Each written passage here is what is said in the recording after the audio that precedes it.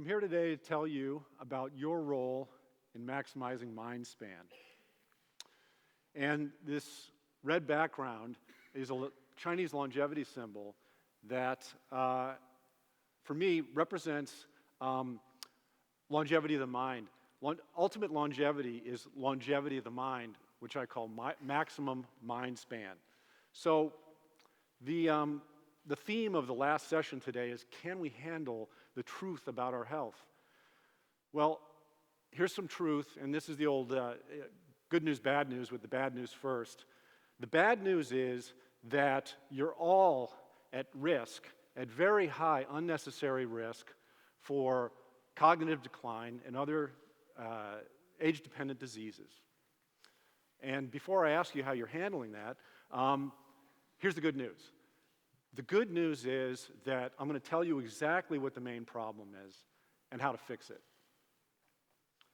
So here's a graphic that depicts what I call mind span. We typically talk about lifespan as, sort of an ultimate measure of good overall health and long life. But if we live the last years of our lives in progressive and eventually severe cognitive impairment, we effectively have to subtract those years off of our lives. So mind span is the lifespan of the high-performance mind.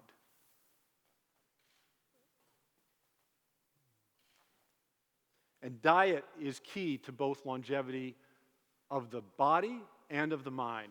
We've heard of stories and many studies over decades that implicate various kinds of diet in both short life and long life. But why is diet so important? How is it important? Well, consider this. In 1 year, 98% of you, 98% of the material, the atoms in your body, won't be there anymore. But you don't just fade into nothingness. You undergo this process, this gradual replacement of all of the atoms in your body over the course of a few years, and 98% in a single year. And where does the other stuff come from? Where does that new 98% come from? It comes from your food. The vast majority comes from your food. So you really are what you eat. And that process is under the control of genes. Now, when I talk about genetics and diet and longevity with most people overestimate the contribution of genetics. Genetics is really only about a third of the overall recipe for longevity. Diet is about twice as important. But here's a really key point about diet and genes. Certain variants interact with certain nutrients in really specific ways, and it's important to know what's in your genes to know what you should be eating. Now, the way to pinpoint, and the way that I did in my book, The Mindspan Diet, the way that I pinpointed the exact genetic and dietary determinants of overall mind span was to look at a map of the world and to look at where people live the longest with the lowest levels of dementia, which circle in red and yellow, and then to compare those people to other people in the world. These long-lived people with outstanding mind spans I call the mind span elite. And these other people who live in regions circled in black, I call the mind span risk. Now, if you compare the life of a mind span elite person with low levels of dementia and very long lives with somebody, a typical person from the US or somewhere else in the mind span risk, mind span elite people live over a decade of high quality life. Over a decade. It's a huge difference. And here are the elite of the elite. Not surprisingly, the Mediterraneans and the Japanese. In the Mediterranean region of the border between Italy and France is the highest concentration of super long-lived people in the world. The longest lived person in the world right now, Emma Morano, 116 years old, lives independently in Piedmont, Italy. The oldest person ever in recorded history, Jean Calment, who lived to be 122 years, 5 months, live just across the border in the area of France that we call Provence. Japan has the oldest man ever and the highest concentration of centenarians in the world. Now, this is a trend that's true just about everywhere. This difference is true just about everywhere, except that in Japan, and this is from a Japanese media website, the difference in longevity between men and women is about 6 years. But about half the difference in Japan is probably due to extremely high levels of smoking among men. But the difference persists worldwide. And here's a really important point for you men to remember. Recent research shows that women who carry a little bit extra weight into older age live much, much longer than the men who pointed out.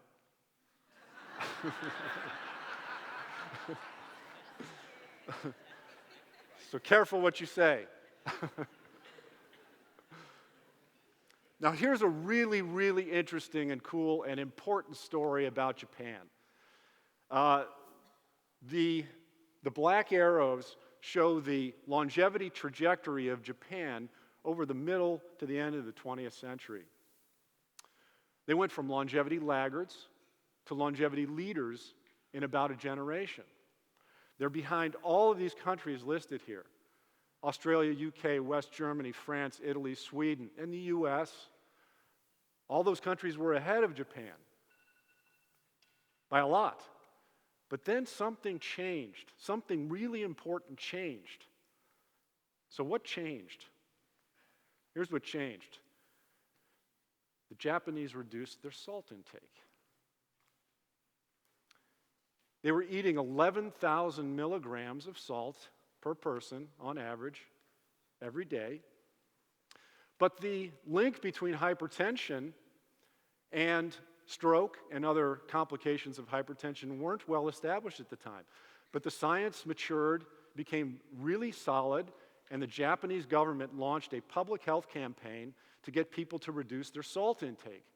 And so in about a generation, they reduced their salt intake from 11,000, sodium intake from 11,000 milligrams per day to about half that.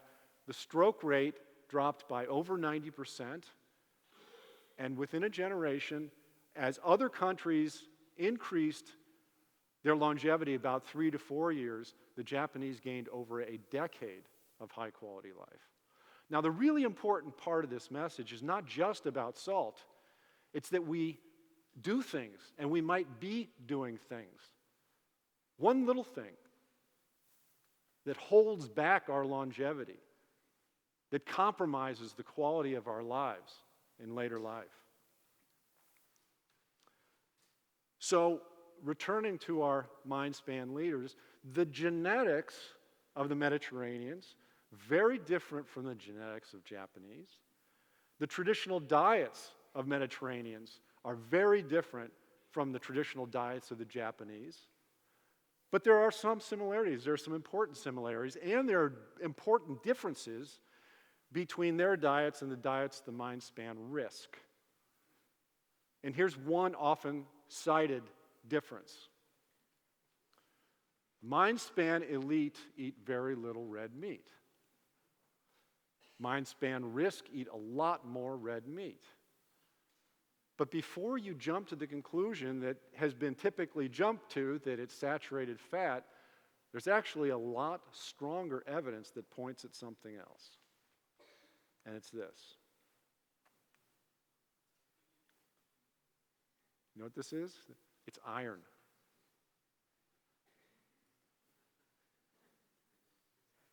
Now, you might be thinking, well, iron is a really important nutrient. We need it to live, we need it to be healthy. But the same is true for sodium. But in excess, sodium kills.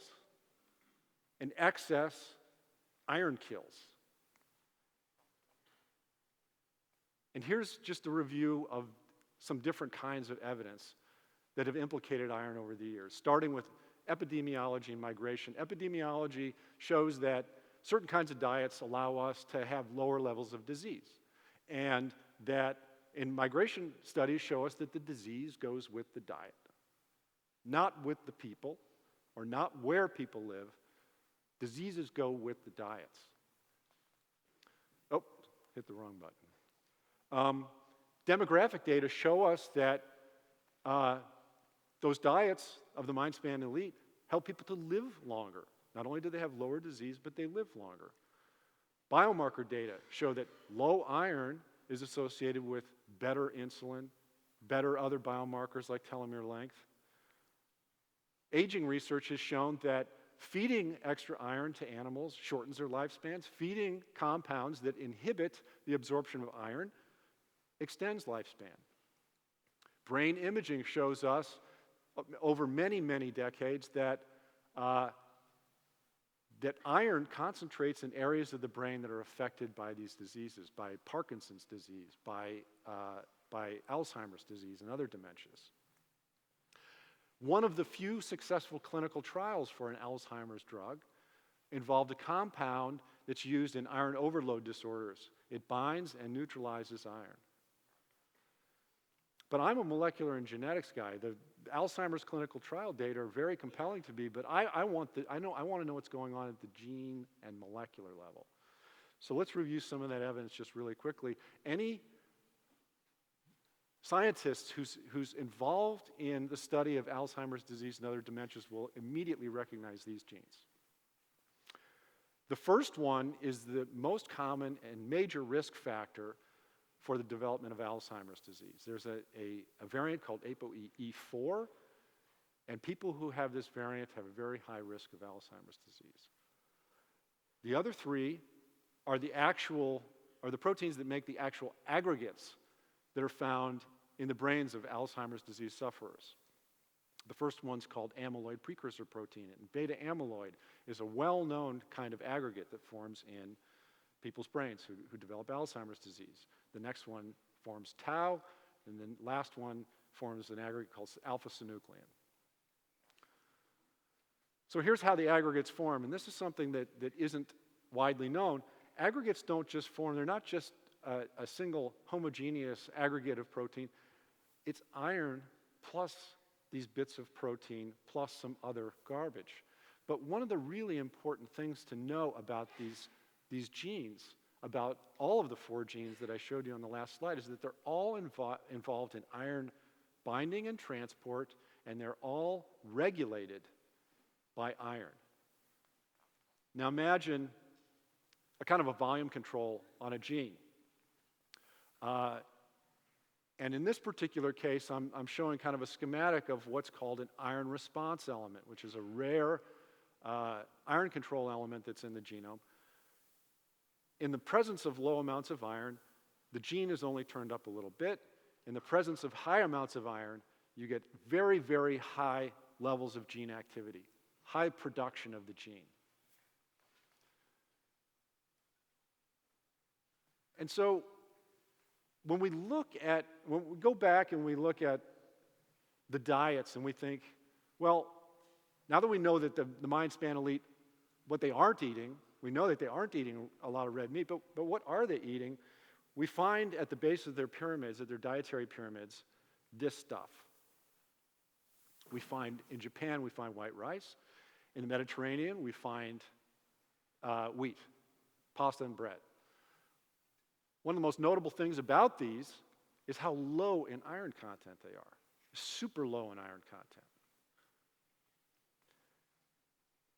But if we live in Mindspan risk countries, we think, oh, well, we've got these foods too. We eat a lot of these foods too. We eat a lot of pasta. We eat a lot of bread.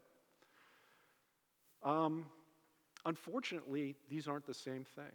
They look exactly the same, but they're not the same. The difference is iron. We have laws in the United States that mandate the enrichment of grain products, wheat and rice and some corn products. The only way you can get around that is to label your food organic. But all non-organic wheat products are enriched with iron, refined wheat products, and all white rice is enriched with iron. And how big is this difference? What is this difference in the actual accumulation of iron? If you eat the apparently same foods, these Mediterranean Japanese foods in a Mindspan risk country, you're absorbing several times the amount of iron.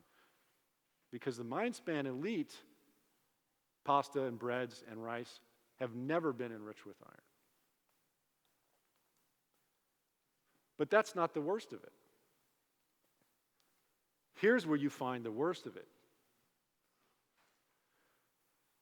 Breakfast cereals, some breakfast cereals contain extremely high and dangerous amounts of iron. Here's a nutrition label from a very popular breakfast cereal. In 100 calories, you get 100% of your daily value of iron, right? Well, so if your daily caloric intake is 2,500 calories, that's about a 25-fold excess. That's 25-fold more iron than you need for that amount of food. But here's a real problem. That's not even close to the worst of it. Most people, most adults, actually don't require 18 milligrams of iron. 18 milligrams is the amount of iron that's required by premenopausal women. Males and postmenopausal women require 8 milligrams of iron a day. You don't find that information on a nutrition label. But you're actually getting 225% of your daily value of iron in 100 calories, so 56-fold excess. Now let's compare that to the staple of the Mindspan elite, white rice. There's more than 100 times as much iron in this breakfast cereal than in white rice. Now, on a personal note, this label is from the cereal that my grandmother ate at many meals for many years for the rest of her life as she slowly descended into dementia. And who is at risk? You're probably wondering if you have a genetic risk factor that predisposes you to an even higher risk. Well, I got some more bad news. Most of you carry one or more genetic variants that put you at high risk. But as I told you at the outset, there is a solution. The simple solution is that you need to test. Don't guess, test. Test your genes, test all the relevant genes involved in this process. The best way of doing that is get your whole genome sequence. It can be done for under $1,000 now. And to get your iron tested. But you can't get your iron tested in your normal annual physical in the way that the doctor tests it. You have to get a special iron test to find out how much iron your body stores. And then the second thing seems very similar, very simple. Limit iron, very simple, right? But in a country like ours, where the entire food supply is inundated with iron, we're just overwhelmed with iron excess. So many enriched products. It's not as simple as it sounds. You can start by reducing the amount of red meat you eat. That's really important. But again, vegetarians are not protected in this country and many other countries because we enrich so many foods with iron. So all of the details of how to go about this stuff, you can find in my book, Mindspan Diet. I wrote the Mindspan Diet to prevent what happened to my grandmother from happening to other people, to people like you and your parents and grandparents, and to allow you to live to your maximum mind spans. Thank you.